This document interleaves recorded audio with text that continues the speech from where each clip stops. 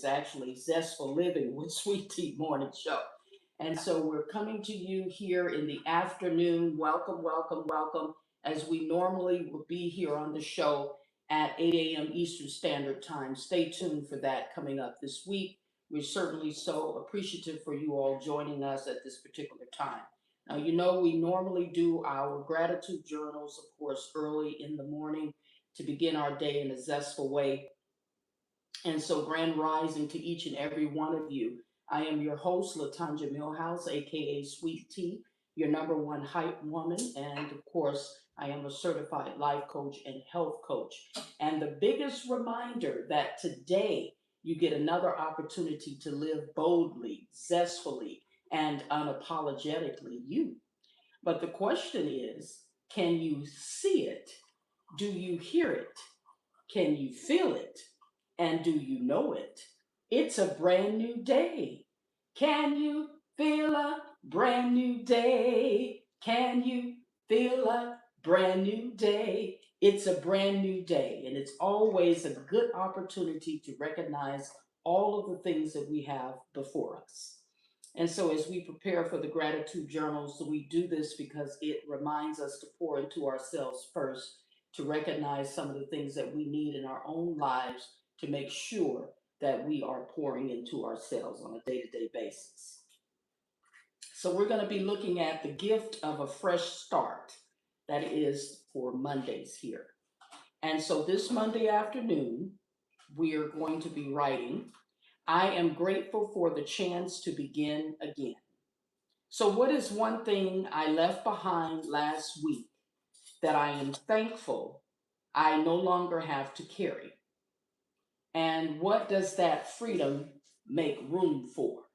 So if you have something to write in or write on, make sure that you go ahead and list your journal prompt in so that you can begin to see yourself in different ways and how you can grow. This is all about healing and growing in these particular exercises that we do in the gratitude journals. So let's take a few minutes to do that. I will go ahead and write mines as well. And so we just want to take a few minutes to look at that so that you can begin to see yourself and your growth in terms of healing. All of this is about healing. And so I am grateful for the chance to begin again, as we do on Sundays is the beginning of the week, but we come here on Monday, so this is what we're looking at. I'm grateful for the chance to begin again. What is one thing I left behind last week that I am thankful I no longer have to carry? And the second part of that, and what does that freedom make room for? So take a few minutes to write in your journals on that particular prompt.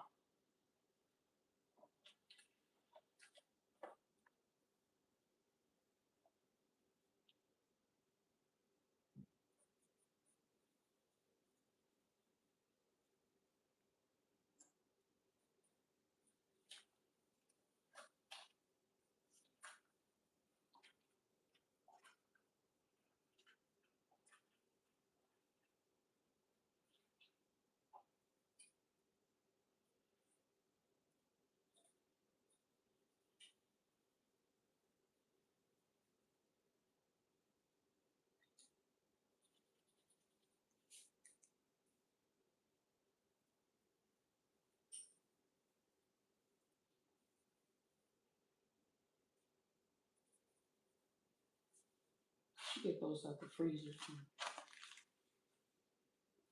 All right, and so I have written my response, and of course, these particular journal prompts, you can share what you have written in the comment section, or if you want to just keep it personal and cute, you can do that as well. So I'm going to keep mine cute and personal, as everyone knows the sweet tea don't get personal. So I'm going to go ahead and keep that to myself. You can begin to do your own gratitude journals. It's going to help you to track and trace your healing journey and to see how far you have come. Stay tuned for my journals. I guarantee you they'll be coming soon. And see who we have joining us today, as we do on Mondays. Osha Cerese, thank you so much for being here. How's everything going for you today, Asha? Thank you for having me. Happy Monday. Everything going well for you? Just turn it around. Just slightly, just Like that. not that much, but we're getting our angles together. And then phone tilted this one just a little bit. So don't push any buttons. I know.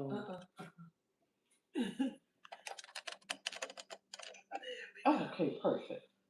No, this doesn't see me. Oh, it doesn't see you at all. So how do we? Hey y'all. Okay. So there's Osha Cerese joining us here Yeah, live. yeah, Let's right get here. the faces in here. Okay. There we go. All righty then. Welcome, welcome, welcome, everyone. And thanks, Dad, so much for being here. This is just for today, as we're coming on now at this particular hour, just for today. Join us Monday through Friday at 8 a.m. Eastern Standard Time. How's everything going, as I said, Asha? It's going well. It's going well. I am ready for a new week. Hopefully that it comes along with some new exciting news and adventures and blessings and all the things. Looking forward to the new news, as it's a new season and a new opportunity to get things started on a new day. And that's why we sing it's a brand new day, because it is a brand new day. It's the first time the day has ever seen any of us. And so we want to make the best of it, because you know what we say about complaining. No one wants to hear it. Message. No one wants to hear it, and it should not even be an option. You know, what does complaining really do for anyone? Other than let them get it off their chest, I think it's the amount of the frequency of complaining, and then who are you complaining to?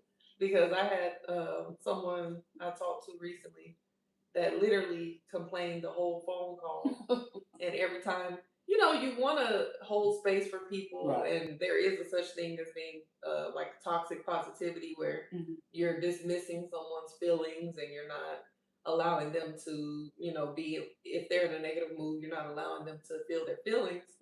But it was like, come on now. Everything was a complaint, and anytime I tried to have like a different optimistic viewpoint about it, it was like a rebuttal, like, well, it ain't this, it ain't that, and I'm just like, all right, you don't want to hear my woes and ohs, but go off. So I think some people complain too damn much. I think so too, and there's nothing wrong with holding space for someone that is having a bad day, and you know that this is not something that they do all the time. And so that's something that you can begin to recognize in people if it's something that they're not doing all the time. You know, we all go through things, and we all may have a moment where we just need someone to sit and listen. And so if that's the case, yeah, give them some time where you can listen to them, because it could be something that they really need to get off their chest. And who else do they have to do that if it's not you? Yeah, I get that too. And I'm usually the person that's everybody's go to hold space, even though that's what I do for a living. So sometimes y'all can just go ahead and book you a session, because I'm really doing my job for free for people. But of course, a part of it is just being a friend, so I don't mind in most cases, unless you start taking advantage of it. But I realized, I've have had a rough year. It's okay, I'll probably just kept snagging. I've had a rough year, and certain things were happening that was making me feel a certain way, and I realized that one day I kind of realized that I was starting to vent. Thank you. Vent. I wouldn't say too much, but maybe I was looking for friends to kind of hold space for me more than I would normally be. And I was sharing something with a friend, and I just felt like I didn't really receive what I needed in return. Like, I was sharing something and I didn't realize this in that moment, or I didn't think about it in this moment, but they usually just don't have the words to say. They don't know what to say. And at that moment, I was like, you know what? I need to get back into therapy, because it isn't my friend's job to hold space for me or to have the right things to say. So sometimes you have to realize that, get your butt back, get into therapy. Like, people, I know we've talked about this before, but we have like a stigma against getting support for mental health and emotional wellness. And it's not anything wrong with going to talk to someone who's not biased and who can help you work through what you're going through, because it's a lot going on with people. And you can't just rely on your friends all the time, because even if they are good at giving advice or holding space or, being a listening ear, that can become a lot for them too. And everybody's going through their own thing. So sometimes you need to tap in with a professional. And I believe you're spot on with that because, with that being said, who has the capacity to hold space for you in terms of maybe you need something a little bit more professional or someone a little bit more professional that has the extra tools on knowing how you can have the help that you need, even if it's a good listening ear. Because a lot of people are bombarded with whatever it is that they're going through. So just having a listening ear is a skill. It is. And a lot of people do not have the patience, they do not have the time. And then, of course, if you find yourself repeating yourself, you can know right then and there they're not listening. Okay, and it's not that they don't care, it's just that they don't have the capacity Right. to hold whatever it is that you're dealing with. And you're right, I don't believe that there's anything to be ashamed of when it comes to seeking counsel, because in many cases that's what therapy is, talk therapy. Absolutely. On a lighter note, I wanted to see if you wanted to talk about your thoughts on the BET Awards. Oh, the BET Awards. I thought it was really, really energetic. The gentleman that hosted, the young man, Drewski, I think he did an awesome job as he was giving himself a pat on the back and a toast for being the youngest to ever host the BET Awards. I really enjoyed it. I liked the spotlight that Janet Jackson came out. I thought she was very elegant and graceful the way she reached out her arms to Tiana Taylor to give her her flowers. She really represented being an icon, passing on that particular role to someone else. I think that she's really a graceful lady, as she and I are close to the same age. She's just a couple of months older than me. And so I respect Janet Jackson. I saw her live in concert in Birmingham, Alabama, when she sang Black Cat and all of that was out, things of that nature. So I'm a real good fan to her. I believe that when she has close friends, they really are her equals. You meet some celebrities perhaps that they want to put you on a certain level. It seems that she's really down to earth when it comes to her friends. They really know who she is. And that's a good thing to see that, to where people are just not wanting to befriend you to make you out of a peon, because that's not going to happen in many ways when you're trying to make friends. We're equal in a lot of ways. And I like that part of the BET Awards. I really did enjoy the the last singer that came out, that they did. Excuse me, I'm trying to think and talk at the same time. And That's yeah, how it usually works. Lauren Hill, she did an awesome job, and those that also honored her, I thought. What did you like about it? I'm just talking. It's okay. I think Drewski did a good job too. I saw a lot of online criticism. I saw someone saying that they felt like he didn't do a good job at all. They felt like his social media humor didn't necessarily translate well into hosting such a big stage on a big platform, and that his jokes weren't landing. I thought he was doing decent. I think that maybe because I didn't have any expectations, but I definitely didn't expect him to not be himself. I felt like he did what he does. I felt like he was his authentic self. It was the same humor that he has online, and it was just on a bigger scale. He did his skits, the could have been records, the floating in like the pastor, saying his little jokes with the audience and stuff. I mean, what do they want the hosts to do, like, in order to get a stamp of approval? Because he's just from a different generation. I think that um, we've had many BET hosts. The ones that I can remember are, I think Steve Harvey and Cedric the Entertainer used to host it.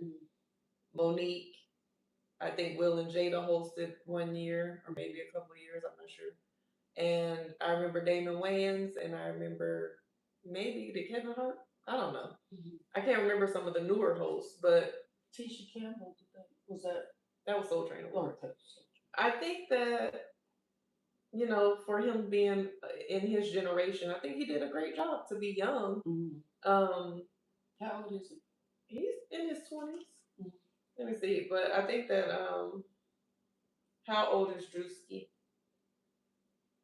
He is 31. Okay, so he's in his early 30s. Young. So I think that he did pretty good. I think that a lot of people just don't like him as a comedian, and they don't like social media comedians, so they already have a certain expectation of what it should be. But I felt like his jokes were landing. If they weren't, I didn't see it.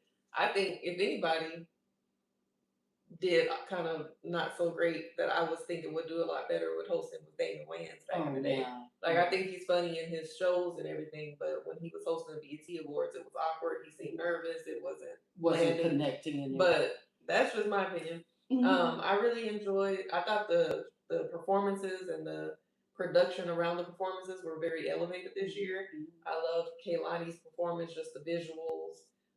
Even like T.I. opening, he did a great job. He did an I liked awesome job. The song choices, the visuals, choreography.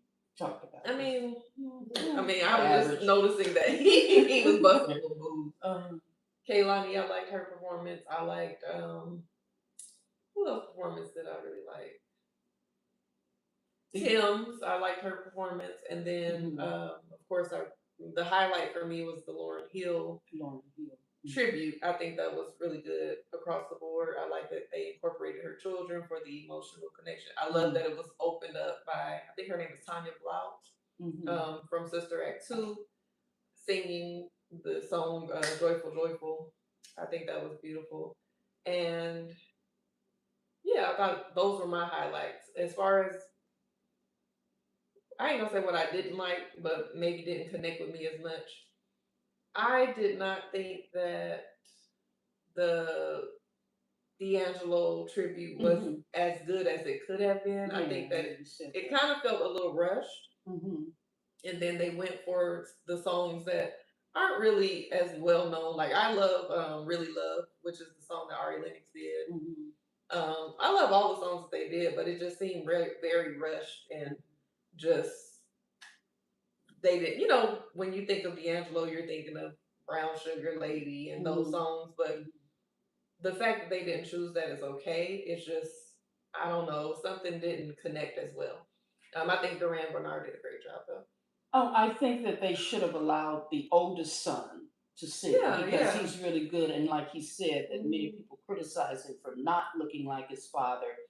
You never know what people have said that about You said him. like he said. No, I believe like he had said that he is from a different genre and he has made himself a name about how his music style is. Both of his parents are talented, Angie Stone and D'Angelo. And so he is blending the two of them and he's coming out with his own style, but he gets criticized for the way he looks. He's D'Angelo's son. And all of the children are not going to look like you think they're going to look when it comes to blending the two, depending on who you birthing them with. Yeah, and I could see his eyes were watery when him and his brother and sister were presenting, and I know that he mentioned that he felt like Angie Stone, his mother, should have also been included in a tribute as well.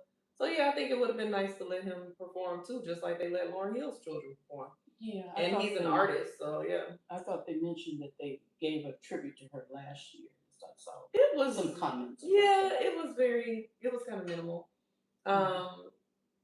Then I wanted to mention the memoriam, however you say it, that they did for all the people that have passed away over the year.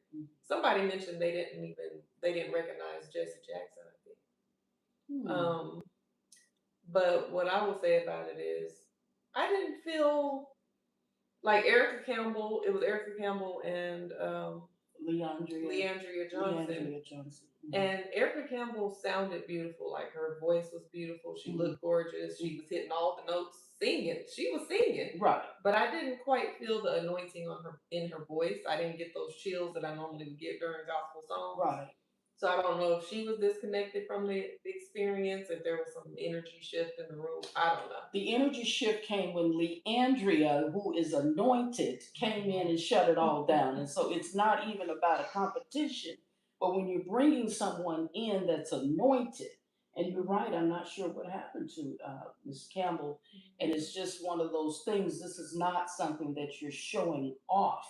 Either you have it or you don't. And it seemed like her energy was a little thrown, but Leandria will bring the house down, just like Miss Shirley Caesar would do. Yeah. And another thing that has garnered a lot of criticism that I also thought was off-putting. Drewski dropped a skit during the show that I guess BET might have aired it as well, and it was on his YouTube channel, and it was a spoof about Joe Jackson, and it was almost like, you know, the what is it?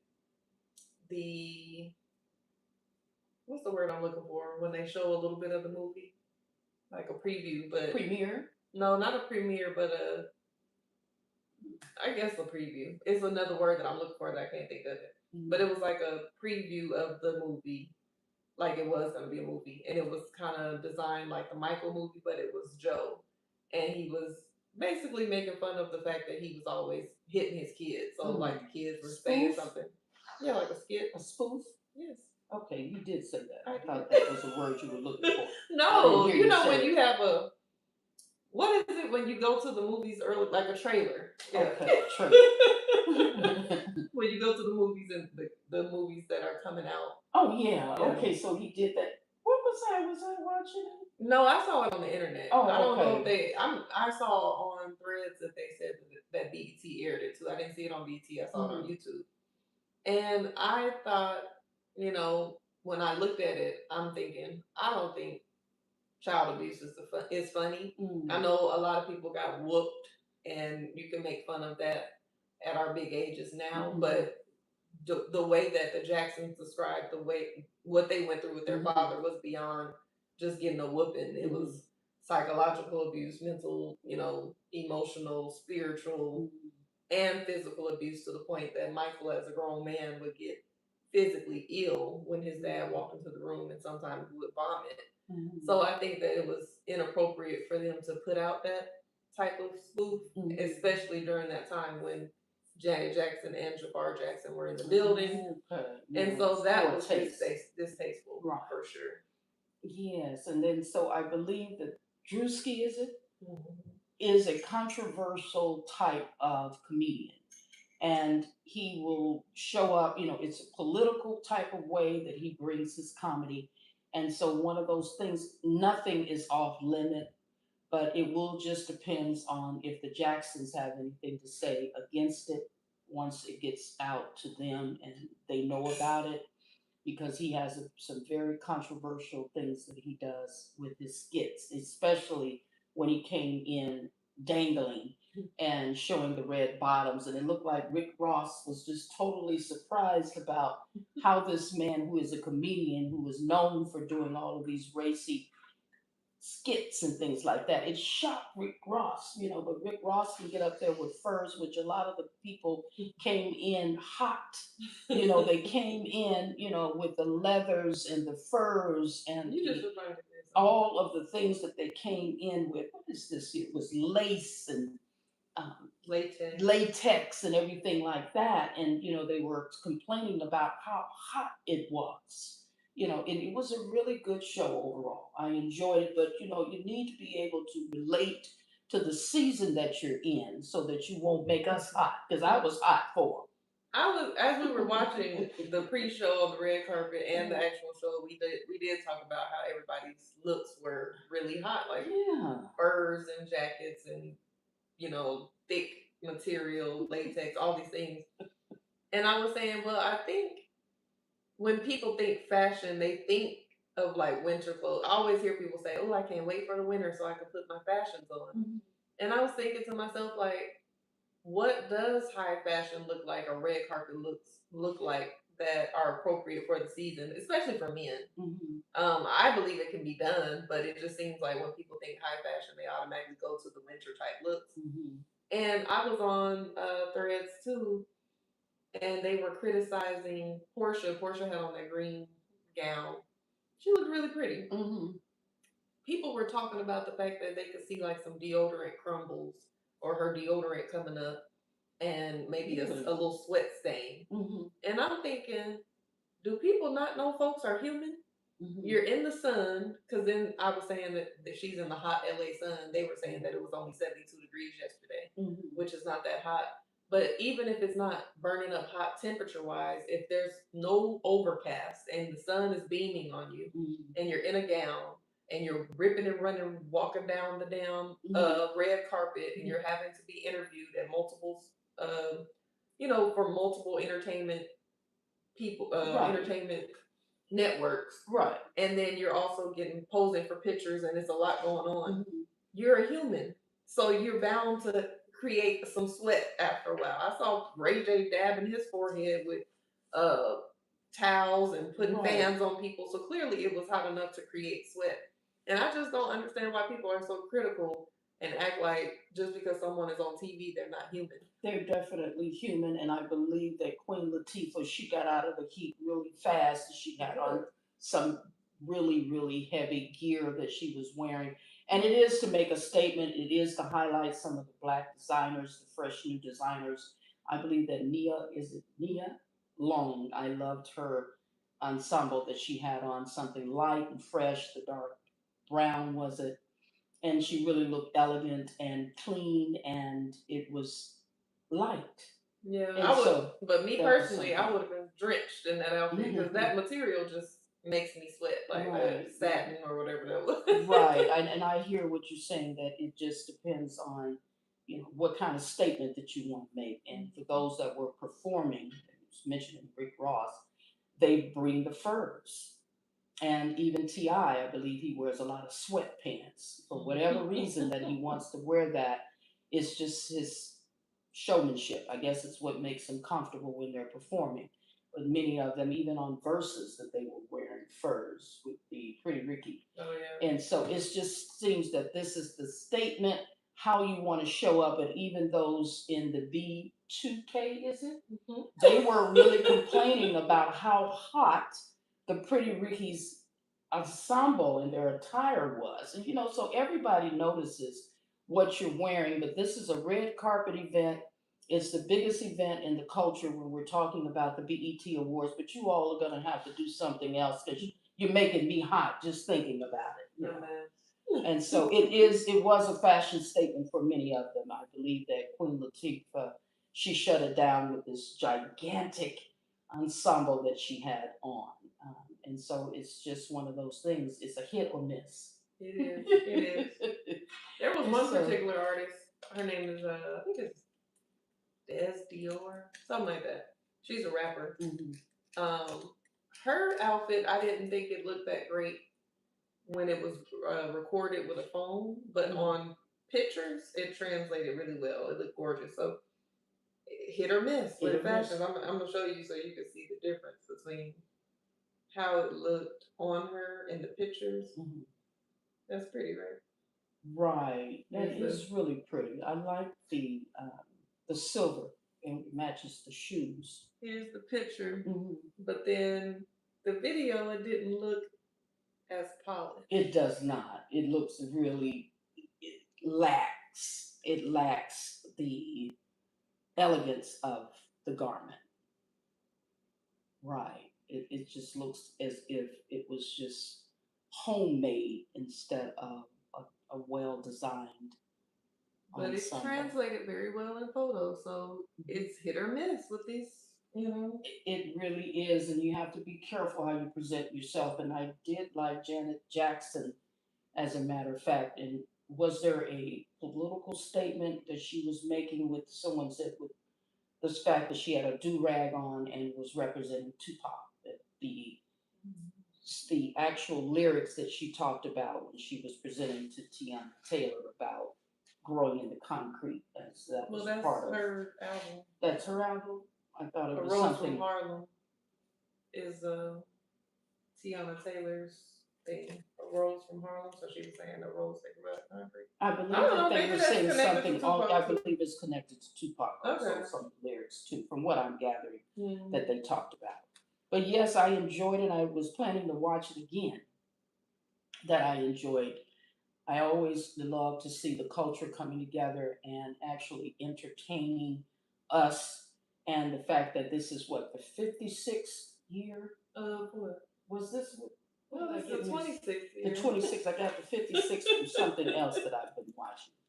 It's the 26th year. BET. The 26th year BET. Yeah, because they started in 2000.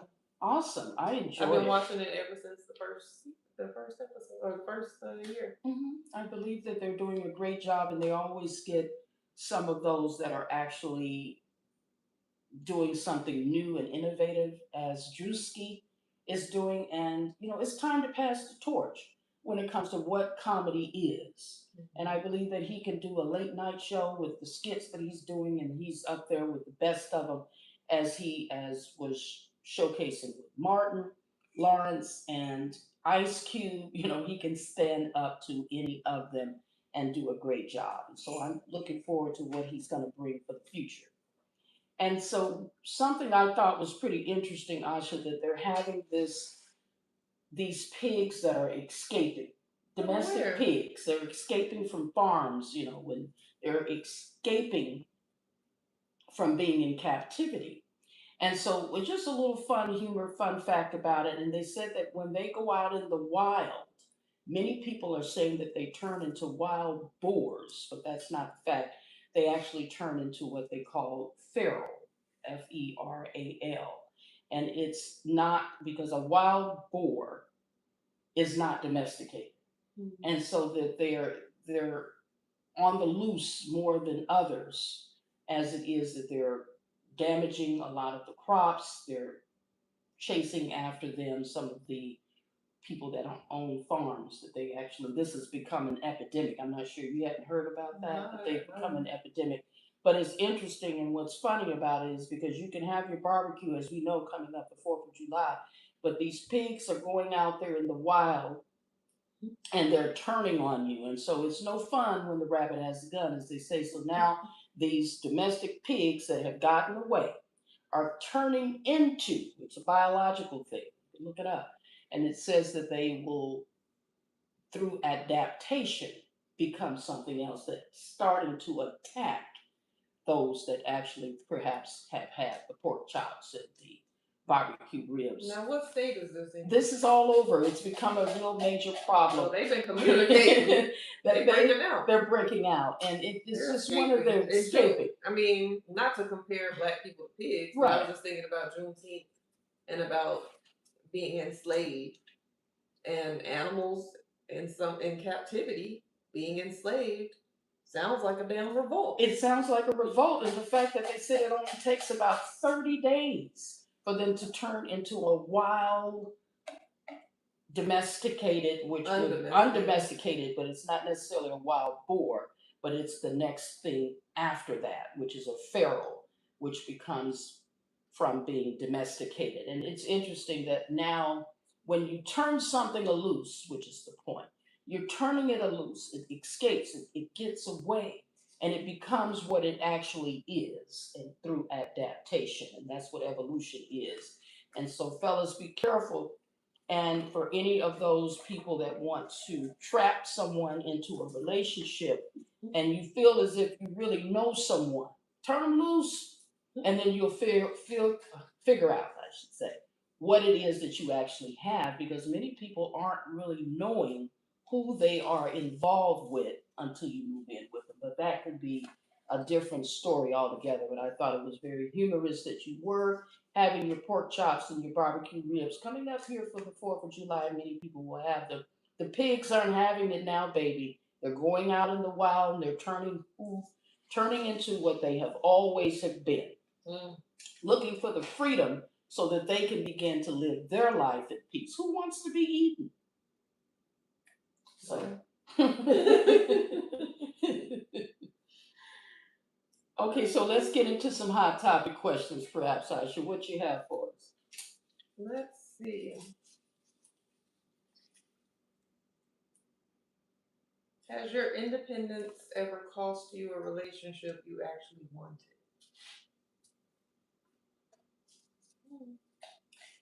I believe that many people are wanting to stay independent so that they don't necessarily have to rely on anybody to do anything for them. I was just having a conversation with an Uber driver about how there were this epidemic of passport bros that were going out of the country looking for submissive women.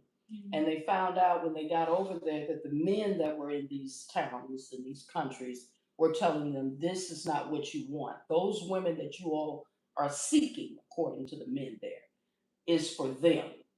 And so, with an independent woman, it's almost as if a black woman gets labeled independent and a strong black woman to where she doesn't need anyone.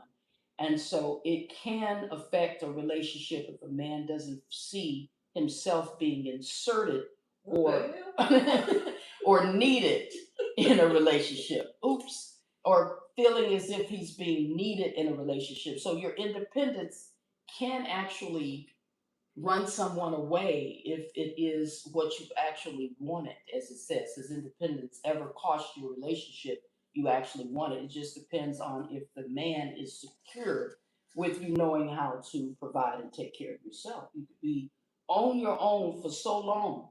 So when a man comes into your life as an independent woman, you have been doing this thing for so long. When do you relinquish the responsibilities that you've been carrying to allow the man in? And many women have an issue with receiving. That's my take on it. What do you think? Personally, I don't think I've ever lost a relationship due to independence. I remember I was dating a guy and he was a therapist, and I remember he called me out on being hyper independent, which I didn't notice. But it's like being single for so long. What other choice do you have? So when someone is, comes and starts observing you through dating, they might pick up things that you're doing or habits that you have that you didn't really notice. So he called me out about it, which made me self reflect, and I realized that I was exhibiting some hyper independent traits. But I don't think I've ever, it hasn't ever cost me a relationship because I'm not trying to be extra independent. I want to depend on you. That's right. Interdependent more so than independent. Right. You did just say something about receiving. Have you ever been loved well and didn't know how to No. No, not me, myself, personally, as my brother would say. If I'm going to be loved well, that is something that I know how to receive. When it comes to chivalry, someone being attentive, someone being kind. And so many women have an issue with receiving that because they're used to being givers, someone that's always pouring into other people. And so if someone does something for you, you kind of resist it because you're not accustomed to anyone being kind, perhaps. But I accept it and know how to receive it very well. I think I know how to receive it for the most part, but I think sometimes I might question it. Maybe not question it like I don't feel like I deserve it. It's more so like the genuineness of it and the, is this too good to be true? I'm watching you, not necessarily asking so many questions, but just a little bit of skepticism sometimes because there is a thing of love bombing or somebody really not being who they say they are. So it's not that I'm not wanting to receive it. I'm just wanting to make sure that before I let my guards all the way down and my heart all the way open, let me make sure that it's real. So I would Right. say that. Because there are a lot of con artists out there that are portraying themselves as being someone that they're really not. And you really don't know who these people are when we talk about a representative, which we talk about a lot. Who are you really? And who are you really trying to fool that you actually are a decent person? After a while, all of that is going to peel away, and someone is really going to get to know you. Are you happy with you? And would you date you? And many people will not. And so that's the answer right there. So if you're putting on a front, eventually that's going to fall off, and people are going to really see you for who you really are. And it could be kind of scary for some people to actually peel away all of this fakeness, as my mom said, a fake fraud and a phony. It's really hard for people to actually be themselves, because in a world where everyone is believing in the make believe of television and entertainment and all of the social media, you want to show up on these particular platforms. No one really knows who you really are, and all of these kinds of things. People are wanting to know, are you authentic? Is this real? And chances are they're putting on a front. So I feel for those that are actually out here in the dating world to really get to know these people that you have to do. And I appreciate you, Asha, doing the intentional dating that way, that you will screen them and vet them on them to uncover what's really going on. You can only fake the funk for so long, sweetie. Eventually, that real person will show up. And will they, excuse me, and when they do, is that satisfying for you? Not if it's not who I thought it was. I guess it's satisfying for me to know the real, the real deal before I get in too deep. But yeah. Yeah. And in order to not get in too deep is to do the vetting. And you're pretty good with that, Asha, asking the important questions. I sure am. Intentional love connection, right? So that's Collective. Collective. Pardon me. Mm-hmm. What's the difference between your standards and your walls? We just talked about that. And do you actually know which one is running the show? And so, what the walls are is something that you don't want anyone to be in. You're pushing them away. And the standards are what grounds you, your values and your morals. So, if someone is not allowing anyone in, it's because they have a blockage when it comes to not receiving the love from someone. Because again, they may feel as if they don't deserve it, they're not worthy of it. They don't know the difference between someone actually loving them and someone that is actually pulling the wool over their eyes. Do you personally have any walls built up? No, I don't. No, I don't have any walls. I'm a little cautious, and I guess that's a wall when it comes to opening up to someone that I just don't want to allow my time to be used by anyone. But why is that wall there? Why do you automatically assume that your time is going to be misused? But time is going to be misused because I do not have the interest of giving any of it right now. All of the time that I have for right now that I am utilizing is for me. Okay. So you do, so the wall is built, not some wall. You have the wall built. The wall is built, and it would be a great bit of a construction person that knows how to get through those kinds of walls, because there is no way to get through stone. Damn. Okay, girl. The difference between standards and walls. I have a lot of standards. Me and my friend was just talking last night about certain standards, just even when it comes to simple things like a man opening the door for you, and um, just a certain standard of how I want to be treated, how I want to be respected, and how I want to be valued. When it comes to walls, I think I do have a couple of walls built up. Not They're not made of stone. They might just be a curtain, really, that you could just open up if you got it together. But I would say, um, what are some of my walls built up? I believe it's centered around how you protect yourself. Yeah, I think I, am cautious about people's intentions, really, and making sure that they are d- pursuing me or wanting to talk to me for the right reasons, and just making sure that I protect myself, because I think I'm trying to think if walls and wounds are either the same or do the walls protect the wounds. So The walls protect the wounds.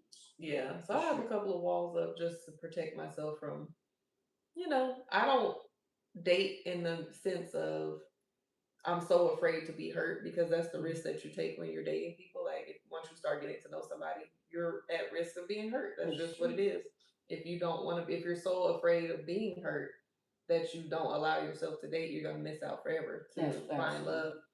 But there's certain types of hurt that is just like, ooh, I don't want that type of hurt. So Mm-hmm. it's those type of walls. But I think that my standards are what lead me. It's not that's what's running the show. My standards, the walls, they're not running the show for me. I'm not dating or connecting with someone based. It's not really affecting me. The walls are not affecting me to the point that it's running the show. Right, and I would agree with that. That my walls, in as far as that stone, if you feel as if that you are sinless, go ahead and cast the first stone. If you want to try to get to me when it comes to where I'm at in my personal life, and so there is no way to get through if it's not available to you, and so that's the point. Damn, I would. They were scaring everybody away. If it's not available to you, there is no Whoa. way to get through. And so, right now, as they say, people are choosing peace over anything. And that's where I'm at. Well, I think you mentioned something similar to this not too long ago. Have you ever left a relationship and then rebuilt the exact same one with a different person? Absolutely. I think that it's something that you become accustomed to and used to, and that it could be someone totally new, as the question is saying. And then whatever it is that you have become accustomed to, you'll become that in the new relationship. If you haven't developed any other interests or hobbies or things that bring you joy, you have to discover who you are when you're getting into anything new so that you won't bring an old thing to a new situation. Um, I don't think I've necessarily left a relationship and rebuilt it the same one with a different person, but I do feel like whatever wounds I haven't addressed or whatever things that I haven't learned from the previous relationship, Mm-hmm. they do carry on. It's not in the same way. Like it doesn't feel like the exact same relationship or the exact same issues, Mm-hmm. but it feels like, oh, I didn't learn this lesson, or I didn't heal this wound, or I didn't take accountability for that, or I Mm-hmm. didn't acknowledge that this still exists. So now it's coming up in this new relationship. So it's it's all a reflection of yourself, really. So it's Right. not necessarily, you know, seeing that same person that you left in a new person. It's you. And that's why they say you're the common denominator in this new thing. So, what is it about you, as you're pointing out, that needs to be a reset or to alter, change about yourself because you're seeing the same person. It's not the new person, it's you. It's your Get you a Boaz, help ass. your ass.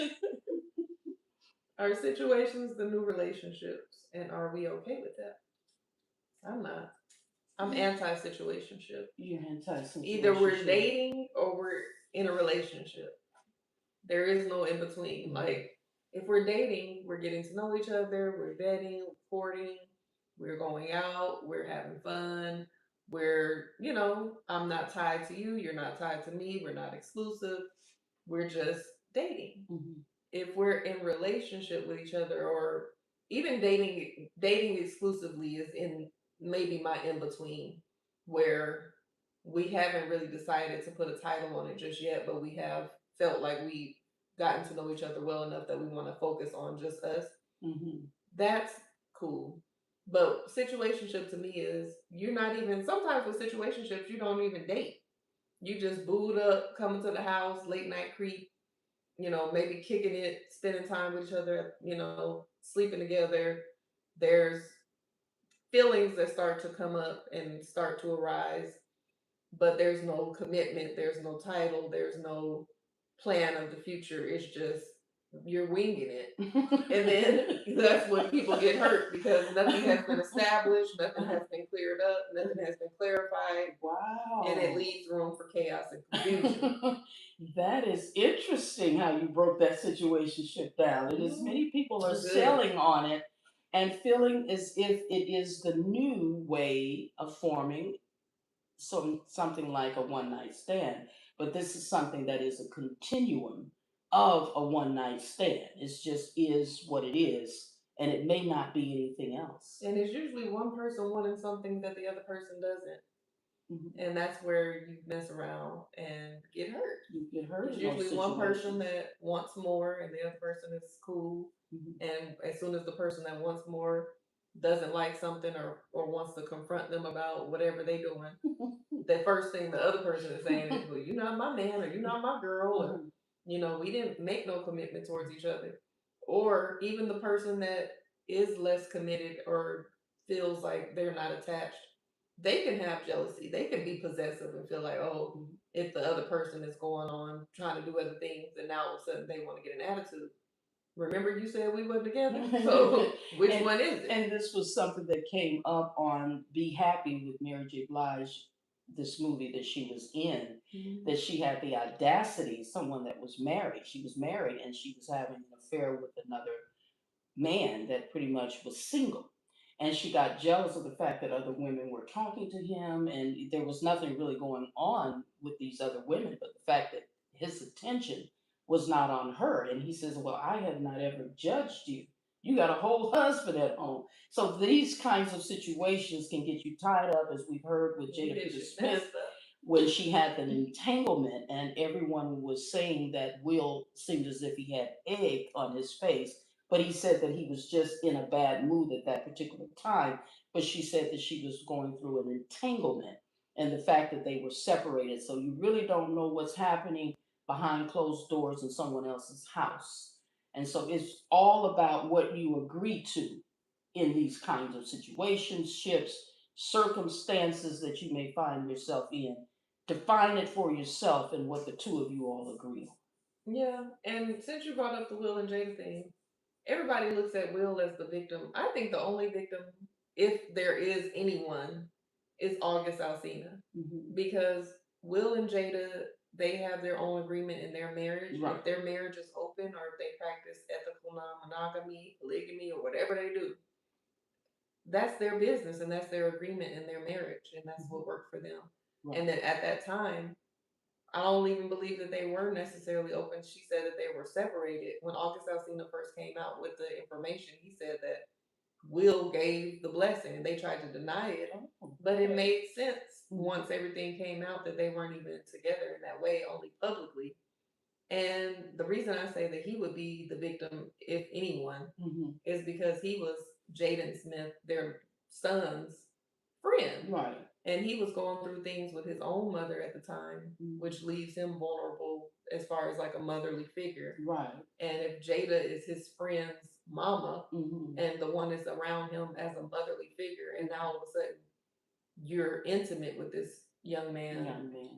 And then he gets all wrapped up in his feelings because the entanglement is a situationship. Just name something differently.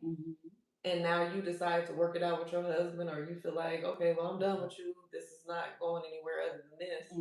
Then he's left heartbroken and in shambles and confused because he was young.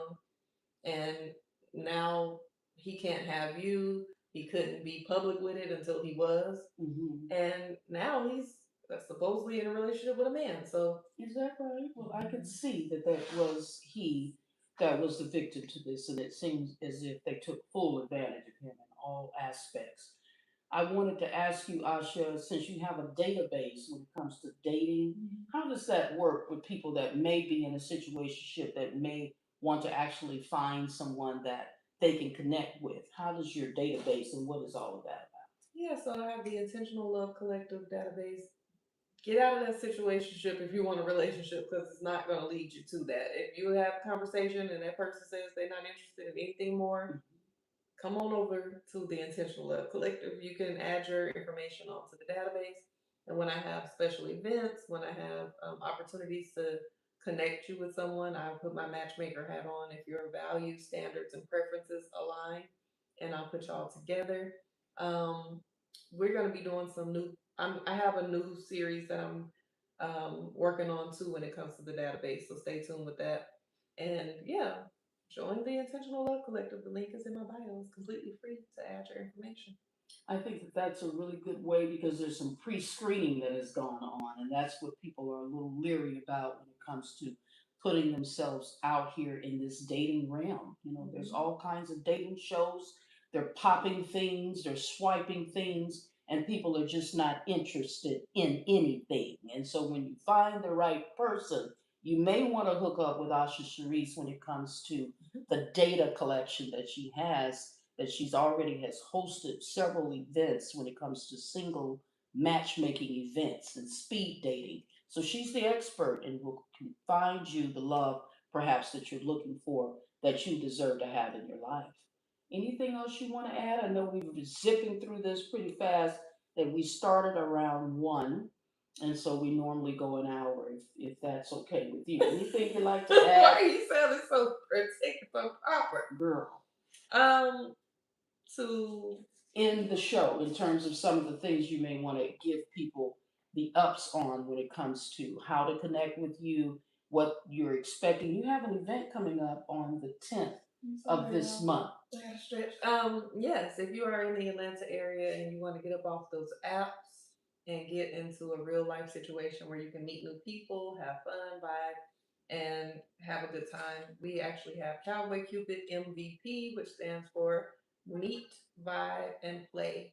We have curated activities, games, and opportunities to connect you with some new people. We take the awkwardness out of meeting and mixing and mingling because we have icebreakers and we have activities to get you to connect with people without the pressure.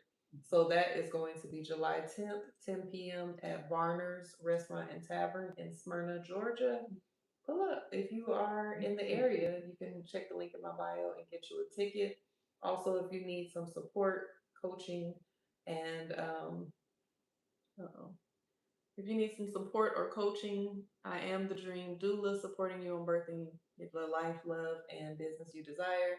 I can support you on life coaching, intentional dating, and or content strategies, plans, and execution, content creation, all of the things. Book, I'm sorry, I'm checking all these cameras. You can book me at stand.store at stand.store/Osha Cerese, which is also in my bio, and Osha Cerese on all platforms, which is OSHACERESE. That's stand.store/Osha Cerese. Awesome, awesome, awesome. Well, Mondays you will always see the two of us together as much as we can come here on the live, normally at 8 a.m. Eastern Standard Time. We're so happy that you all have taken the time out of your busy afternoon to come on and join us here on Zestful Living with Sweet Tea Morning Show. I always say, give yourself some grace today and have a good day on purpose. Thank you, Dad, and thank you everyone for joining there in the TikTok land. We'll see you next time. Talk to you later.